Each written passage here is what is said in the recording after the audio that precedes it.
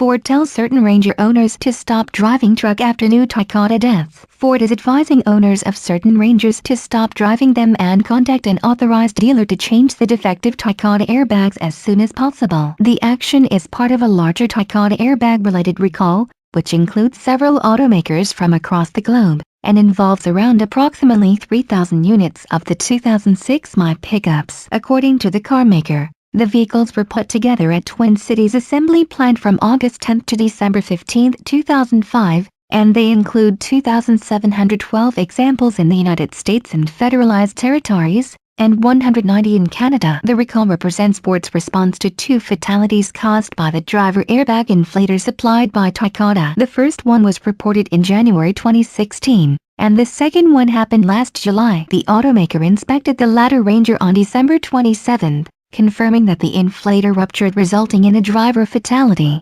notifying the NHTSA shortly after. Ford now says that parts are available to fix this specific vehicles, and dealers are ready to pick them up by themselves, free of charge, providing owners with a loaner car, if necessary.